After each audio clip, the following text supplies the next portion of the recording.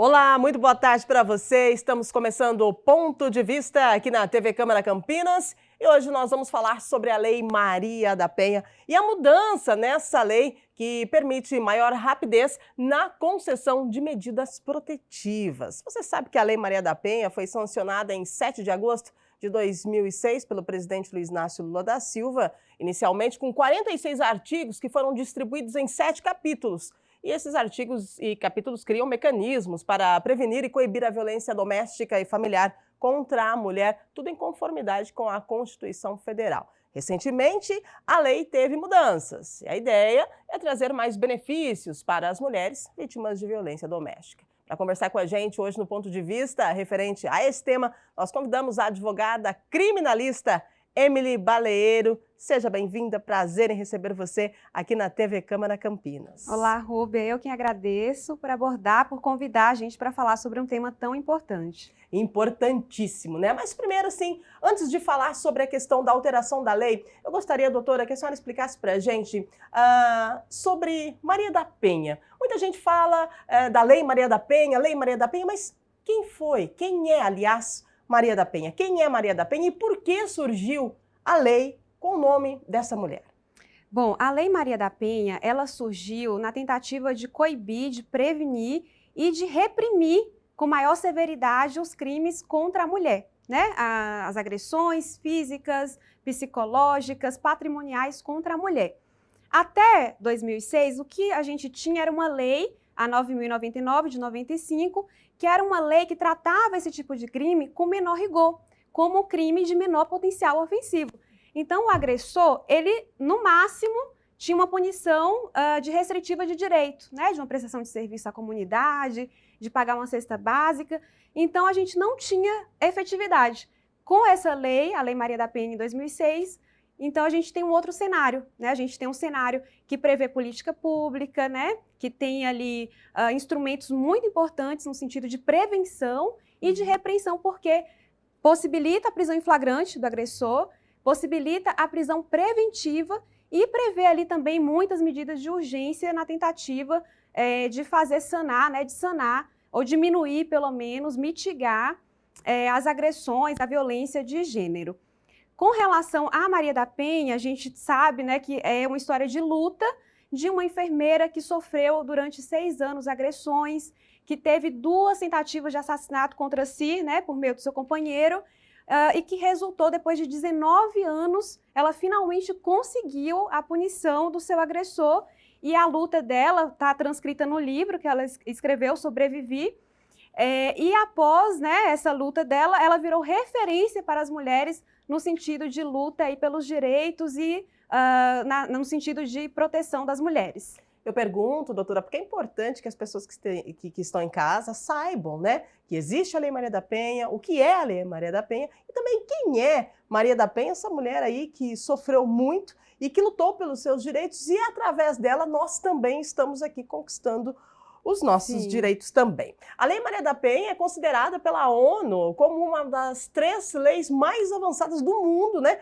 no que diz respeito aí ao combate e enfrentamento à violência doméstica familiar.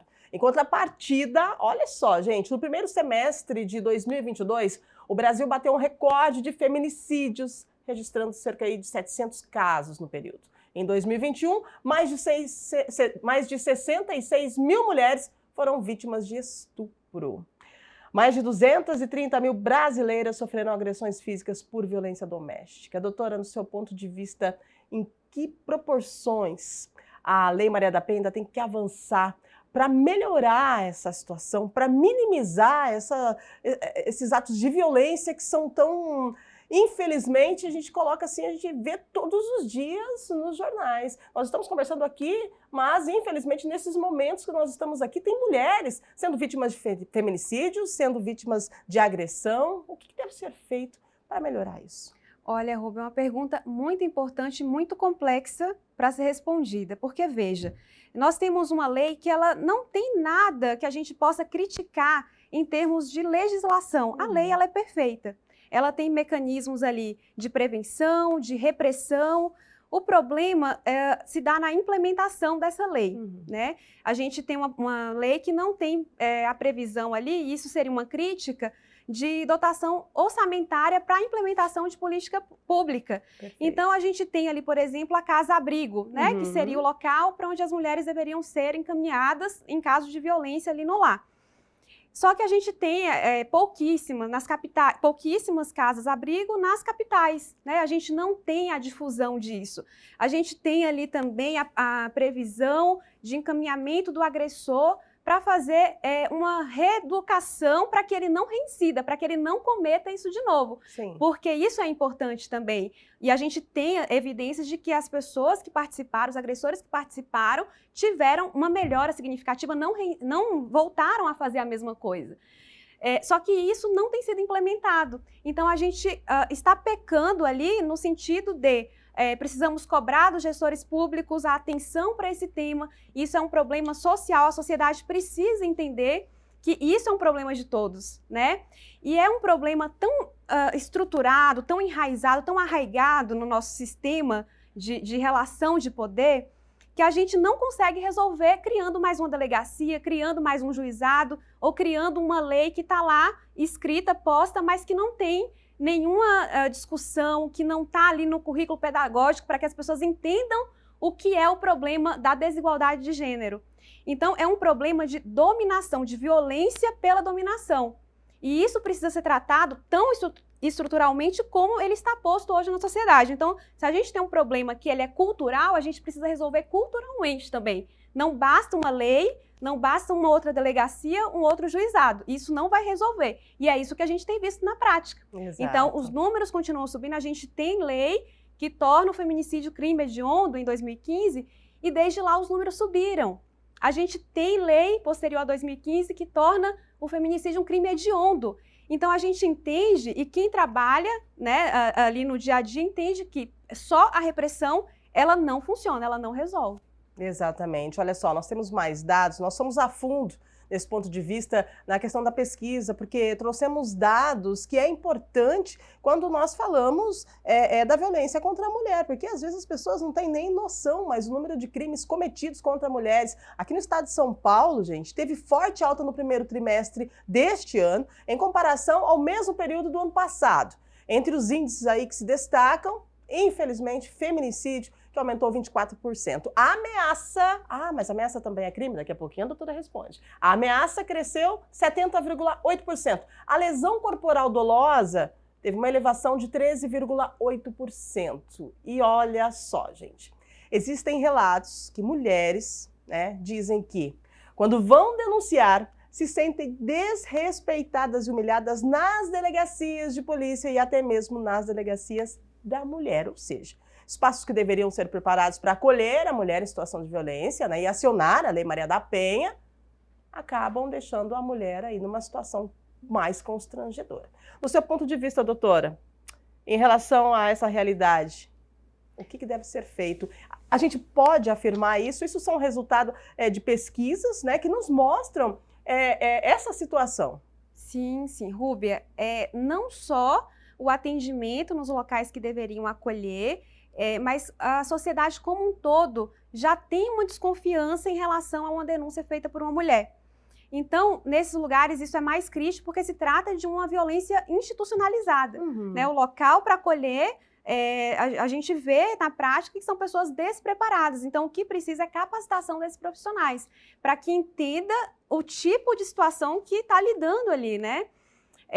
Então, a gente precisa de capacitação dos profissionais que vão acolher, que vão atender essas mulheres, e eu acredito que isso se deva também à falta de estrutura como um todo, né? Falta de profissionais, falta de estrutura mesmo das delegacias, dos locais, e que isso precisa ser trabalhado também por meio de política pública, né? Então, acredito que seja um passo aí para a gente tentar fazer o atendimento adequado dessas pessoas em uma situação que já está vulnerável, é o que se chama de revitimização, da pessoa que já é vítima e chega numa delegacia ou mesmo num processo judicial e se vê a todo tempo tendo que provar e provar novamente, sendo questionada e descredibilizada. Né? Não só pelas pessoas que deveriam acolher, mas a sociedade como um todo que promove dessa forma a desincentivação da pessoa de relatar ou de correr atrás dos seus direitos quando estão numa situação de violência. É uma situação muito delicada, imagino, né? E isso acaba deixando a mulher mais constrangida, e aí a gente acaba tendo números crescentes de mulheres que são vítimas de violência e que não denunciam. Certamente. Infelizmente, né? Olha, gente, nós temos aqui situações de lei que nós vamos falar agora. A alteração da Lei Maria da Penha, né? Que foi este ano, agora em abril, se não me engano, né? A alteração da Lei Maria da Penha, que daí tem o objetivo de reforçar a proteção contra a mulher, deixando mais fácil a questão da medida protetiva. Gostaria que a senhora explicasse para a gente como foi feita essa alteração. São 2 artigos que foram alterados, né? Quais são eles e o que tem de melhoramento na Lei Maria da Penha a partir dessa alteração da lei? Essa alteração, ela visa reforçar esse caráter preventivo da Lei Maria da Penha. Então, veja, antes a mulher ela precisaria comprovar a necessidade da medida protetiva. Então, o ônus da medida protetiva, o ônus dessa solicitação cabia à própria vítima. E agora a gente tem uma modificação na lei que prevê que a mulher, a partir da própria solicitação, pode ter a seu favor concedida essa medida protetiva sem a necessidade de ter que comprovar a necessidade, a obrigatoriedade da concessão. Então, antigamente a mulher precisava levar fotos, vídeos, mensagens, o laudo comprovando que ela sofreu uma agressão, para daí ser concedida a medida protetiva. Agora, isso não mais é necessário. A partir da solicitação, ela pode ter concedido a seu favor essa medida. Outra mudança interessante é que a Lei Maria da Penha hoje ela não prevê um prazo para a medida protetiva vigorar. Só que na prática os juízes eles determinavam prazo. Então cabia à mulher, a vítima da violência, comprovar novamente, né, ali cabia a ela o ônus de comprovar a necessidade da renovação dessa medida protetiva. Isso acontecia na prática. Agora com essa mudança, com essa alteração legislativa, essa medida protetiva ela vai perdurar enquanto existir o risco contra a mulher. Não tem mais um prazo definido, a pessoa que concedeu o juiz conceder não pode estabelecer um prazo delimitado para essa medida protetiva. No seu ponto de vista, doutora, na prática, né, melhora mesmo essa alteração da lei, trazendo para a mulher a maior facilidade em solicitar a medida protetiva? Melhora no aspecto de facilitar a solicitação, de encorajar a denúncia, ou mesmo, tem um outro ponto que é importante a gente ressaltar, que quando a mulher ela fazia a solicitação da medida protetiva antes, ela precisaria entrar num processo criminal, e é um processo desgastante, às vezes a vítima não está preparada para sair desse ciclo de violência, para enfrentar um processo. Então, ficava uma coisa condicionada à outra. Pedia a medida protetiva, mas sabia que ia ter que abrir um processo, ela ia ter que participar desse processo. Então, agora, a mulher ela pode pedir a medida protetiva independente do processo criminal. Ela pode apenas ir até a defensoria e solicitar a medida protetiva independente de participar ou não, ou de seguir ou continuar ou não com o processo contra o agressor. É importante a gente dizer, doutora, que tem situações em que e tem dados que comprovam, né, que as mulheres, infelizmente, algumas vítimas de feminicídio, elas tinham a medida protetiva. Até que ponto a medida protetiva realmente protege essas mulheres? O que é uma medida protetiva? O que vem escrito na medida protetiva? O agressor ele tem uma determinada distância, né, para se aproximar dessa mulher e tal. Como é que funciona para quem não conhece a medida protetiva e ouve a gente falar, mas o que é isso? Vamos explicar o que é a medida protetiva primeiro, né? Sim. Olha, tem várias nuances ali da medida protetiva. Pode ser uma medida de urgência no sentido de suspender a posse de arma de fogo do agressor. Pode ser uma medida de afastamento do lar. Sim. Né? Pode ser o distanciamento, a determinação do distanciamento. Pode ser ainda medidas no sentido de suspender procurações em nome do agressor, porque ela pode estar sofrendo uma violência patrimonial em que o agressor está dilapidando patrimônio, vendendo imóveis. Então, pode haver uma medida de urgência no sentido de suspender os poderes e retirar a possibilidade desse agressor fazer a dilapidação do patrimônio. Então, é algo que a gente visualiza na prática uma efetividade. Agora, quando se trata de afastamento do lar, de distanciamento, existe um problema quanto à efetividade, porque depende ali do acionamento da polícia militar, de chegar até o local a tempo.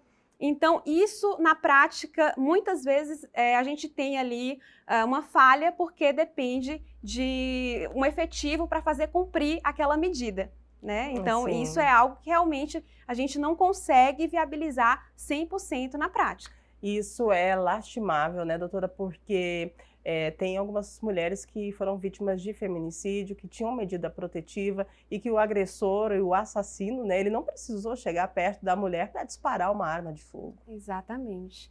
E aí, Rúbia, a gente tem uma outra questão que são dados que apontam que as mulheres vítimas de feminicídio muitas vezes já tinham sido vítimas de agressão, mas o ciclo da violência ele é tão complexo que por uma dependência emocional ou financeira, ou por pensar nos filhos, a mulher ela volta para esse ciclo, ela não consegue se libertar e muitas vezes por ser encorajada a perdoar, né, pela família, pela igreja, a sociedade, incentiva a tolerância a esse tipo de ato de agressão. Então, a mulher ela se vê novamente dentro do ciclo, ela não consegue se livrar.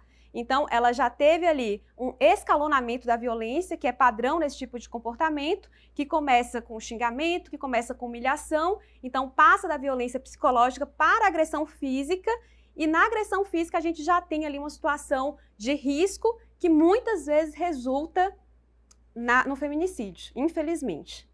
Infelizmente, é uma coisa puxa a outra, né? Se a gente for falar assim, da forma mais natural, uma coisa puxa a outra. E eu gostaria que a doutora explicasse para a gente os tipos de violência, porque às vezes a mulher fala, mas será que eu estou sendo vítima de violência mesmo, né? Porque ele só deu um grito porque ele estava nervoso, ou ele só deu um soco no guarda-roupa para descontar a raiva. No guarda-roupa seria assim, né? Sim.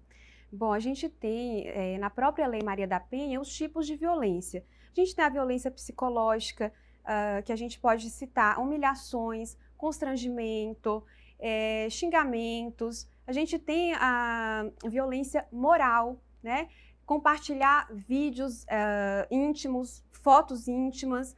Nós temos a violência física, efetivamente, que acredito que todo mundo já entenda o que é.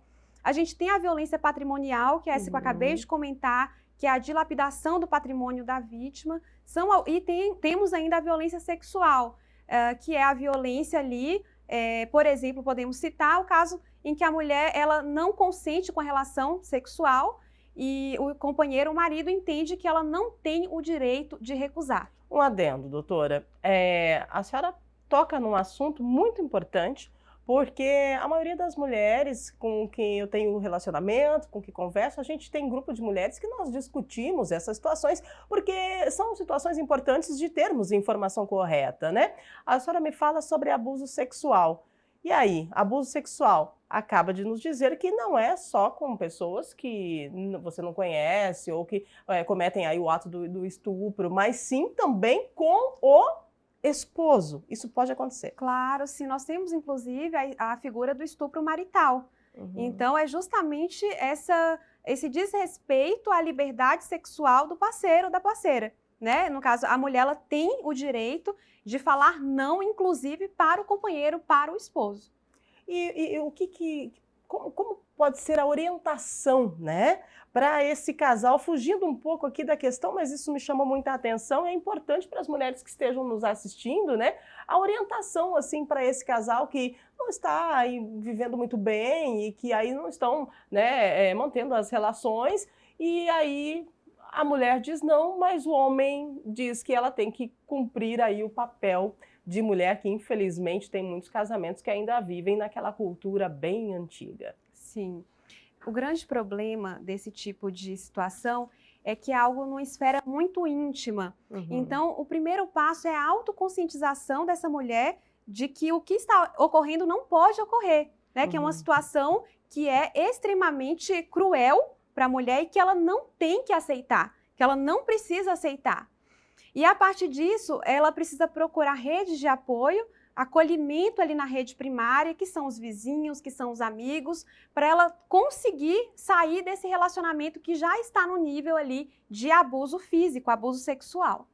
E a questão da violência, ela tem início bem lá lá atrás, né, para chegar aí a uma agressão física, né, tem início lá atrás. Qual seria o primeiro sinal que você está sendo vítima de uma violência? Olha, Rúbia, eu sempre digo que nem todo ciúme em um relacionamento termina em um feminicídio. Sim. Mas todo feminicídio provavelmente começou com ciúmes. Com ciúme. Então, assim, a gente vê na prática que são comportamentos sutis, né? De controle, de obsessão, um controle que se torna uma obsessão, da pessoa querer controlar todos os passos, a supervigilância, a hipervigilância desse parceiro em relação a outra pessoa, a vítima, né? Controle, inclusive, com relação a finanças, com relação a aparelhos celular, a redes sociais. Então, são indícios claros de que essa relação ela não tem um equilíbrio. E a partir daí a gente pode verificar na prática esse escalonamento que eu citei da violência, que pode passar para uma situação de abuso psicológico, um pouco mais agressivo, né, do que esse que a gente está falando aqui, de xingamento, de constrangimento, de humilhação na frente de outras pessoas, e a partir daí escalonar para agressão física de fato. E qual é o momento de solicitar a medida protetiva, doutora? Quando a vítima sentir que a vida está em risco. Quando começarem as agressões físicas, ameaças, na verdade, não necessariamente precisa haver agressão física, mas a própria ameaça de fazê-lo já é o suficiente para solicitar um afastamento do lar, um distanciamento. Sim, são indícios muito claros e que muitas vezes na prática a gente verifica que ele se concretiza. No seu trabalho, aí, no seu dia a dia, tem processo de Lei Maria da Penha? Como que é a situação que chega no seu escritório? Assim, você pode relatar alguma situação assim, que você se deparou e que falou, opa, poxa vida, mas a que ponto chegamos? Sim. Olha, a gente acompanha no escritório casos tanto de vítimas quanto de acusados. Interessante, Sim. Os dois pontos de vista, Exatamente. Com relação a vítimas, nós temos ali a necessidade de fazer um acolhimento muito grande, porque são pessoas extremamente vulneráveis, em situação de vulnerabilidade, e a gente faz o acompanhamento para solicitar a medida protetiva, para fazer orientações também de cunho patrimonial, para se proteger e para seguir com o processo de divórcio quando é o caso. Com relação aos acusados, a defesa também é feita, dentro do que prevê a lei e dentro de um devido processo legal, que é direito de todo e qualquer acusado.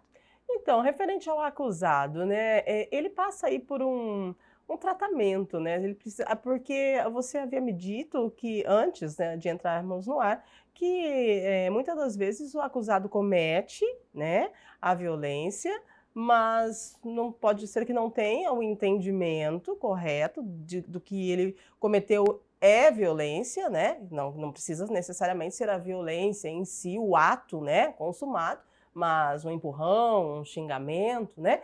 E aí depois ele começa a entender e a situação não se repete. Isso é verdade? Sim, nós temos na Lei Maria da Penha a previsão de obrigação do agressor de participar de cursos de ressocialização, de reeducação, para evitar que ele reincida, que ele faça novamente aquele ato, porque muitas vezes o padrão que a gente tem de agressor é um padrão da pessoa que reitera esse comportamento. Sim. Né? Então, é justamente essa a ideia da lei quando prevê que o agressor precisa participar de cursos de ressocialização. Infelizmente, na prática, a gente não tem isso acontecendo como deveria. Sim. Mas nos casos em que tivemos, nós observamos, nós temos dados de que foi muito positivo e que realmente evitou-se a reincidência desses acusados que participaram, ou desses agressores que participaram dos cursos de ressocialização, de reeducação. Porque muitas vezes, Rúbia, é o que a gente conversou, é algo tão arraigado que a pessoa culturalmente exerce esse papel de dominação, de violência e de entendimento de relação de poder, de posse, de propriedade em relação à mulher, que por meio de um sistema de reeducação, de autoanálise em relação àquela conduta, a gente consegue sim algum progresso. Interessante, né? E quando eu ouço a senhora falar, me remete lá aquele desenho do tempo das cavernas, né? Que o homem puxava a mulher pelos cabelos, né? Então, aquilo ficou, é uma cultura que vem, é algo que vem de lá de trás e que hoje está sendo quebrado o paradigma, mas que depende da política pública, né? Não só da lei em si, mas o entendimento tanto da mulher quanto do homem, e para isso nós precisamos de políticas públicas para que ofereçam, né, cursos e estratégias para que minimize um pouco essa situação. Você, no seu ponto de vista, como é que está o Brasil, mas aqui em Campinas, o estado de São Paulo, referente a políticas públicas tanto para mulheres, né, para explicar para a mulher o que é a Lei Maria da Penha, qual o direito dela, o que é uma violência, né, familiar, psicológica, enfim, tanto para o homem, para que ele tenha ciência do que, de repente, um grito que ele der já é considerado uma violência. Existem políticas públicas aqui em São Paulo, na nossa região, em Campinas? Eu cito uma política interessante que tem aqui no estado de São Paulo, que é o auxílio aluguel para as mulheres em situação de vulnerabilidade ali, tanto em relação à violência doméstica, quanto em relação à vulnerabilidade social. Uhum. Então, aqui em São Paulo tem esse auxílio aluguel que permite à mulher sair de casa e fazer o distanciamento efetivo ali do seu Sim. agressor. E essa política está sendo votada, inclusive, no Congresso em âmbito nacional, para que se aplique isso em todo o Brasil. Então, acho que é algo muito importante, porque na prática, muitas vezes, a insuficiência de recursos é algo que deixa a mulher ali vinculada, né, no mesmo local físico que o seu agressor.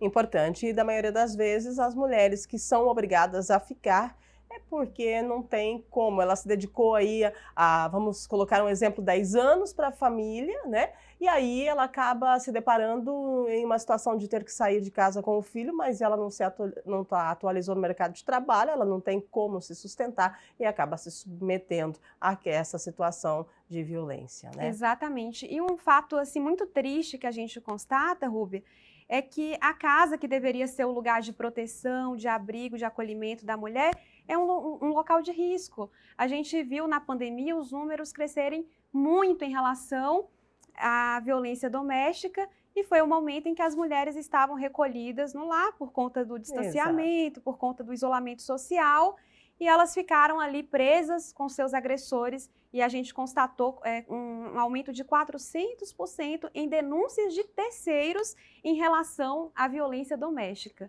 Então, em denúncia de terceiros, né? Briga de marido e mulher, ninguém mete a colher. Mete a colher, sim. Com né? certeza, com certeza. Essa é uma máxima, na verdade, que serve aí a um pensamento antiquado que a gente não pode aceitar mais em relação à denúncia que precisa ser feita, sim. O vizinho, né? Tá acontecendo aí uma situação de briga e ele percebe e tem certeza que a mulher está sendo agredida, né?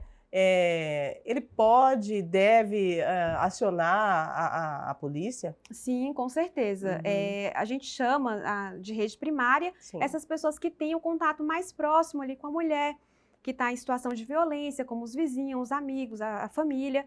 Então, é papel realmente dessas pessoas, e é importante conscientizar essas pessoas da urgência, da necessidade de fazer a denúncia quando perceber alguma situação de violência e de fazer o acolhimento dessa mulher sem julgá-la, sem criticá-la. Isso também é muito importante. A empatia, né? Se colocar no lugar do Exatamente. outro. Pois é, gente, mais dados aqui. Olha, em março de 2021, o plenário do Supremo Tribunal Federal decidiu por unanimidade que a tese da legítima defesa da honra, vou repetir, a tese da legítima defesa da honra contraria os princípios constitucionais da dignidade da pessoa humana e da proteção à vida, da proteção à vida, aliás, e à igualdade de gênero. Se a tese for usada em processo penal, durante o julgamento e perante o tribunal do júri, esse processo pode ser anulado? Sim, pode levar à nulidade das provas. Veja, essa tese da legítima defesa da honra, ela coloca no mesmo patamar a honra do homem com a vida da mulher. Então, é uma tese que é muito absurda, né? E há muito tempo já que vem sendo criticada, e agora o STF decidiu, por unanimidade, como você falou, que não pode ser utilizada, porque a gente não tem como colocar no mesmo patamar a vida humana, a vida de uma mulher, com a honra, né, do homem. Que seria um ego, na verdade, né? Exato, que se sentiu traído e que Uhum. justifica. Isso, na verdade, chama-se uma desculpa para matar. Exato. Né? É óbvio que o adultério, a traição, ela fere a ética, a moral, mas não é desculpa e não pode ser imputada à vítima a responsabilidade pela própria morte ou pela própria lesão sofrida. Então, o uso dessa palavra pode acabar em nulidade de um processo, né? O processo pode ser anulado, porque aí acaba sendo uma desculpa que eu me traiu, feriu a minha honra, o meu ego e eu cometi a violência, e a violência não se justifica, né? Exatamente. O STF, ele critica justamente esse argumento, essa retórica, porque colocaria ali a liberdade sexual da mulher como extensão da honra do homem, o que não pode se admitir nos dias atuais. Interessante. Falando sobre a questão da medida protetiva, aqui em Campinas nós temos a Guarda Municipal Amiga da Mulher. É importante a gente ressaltar, né, esse trabalho, porque é a guarda que trabalha para quando o juiz, a mulher já tem a medida protetiva, a guarda vai fazer aí o trabalho de proteção à mulher. É importante esse tipo de trabalho, doutora? Sim, Rubia, com certeza, porque entra naquele ponto que nós falamos sobre a execução da medida protetiva. Não basta ela ser deferida, ela está lá escrita no papel, mas não ter o cumprimento efetivo. Então, a Guarda Municipal apoia para que seja, de fato, cumprida, executada a medida protetiva.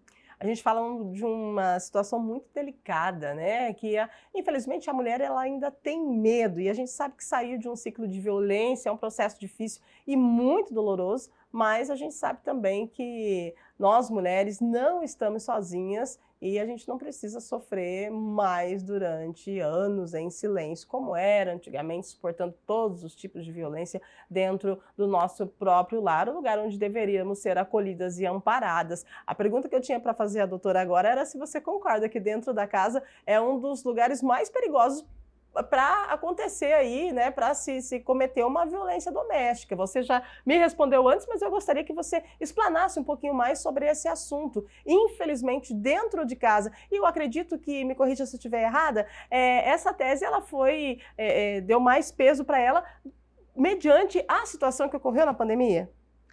Desculpa, qual tese? Aqui dentro de casa é um local onde se acontece mais a situação de violência. Sim. Na prática, a gente acabou constatando isso em decorrência da pandemia.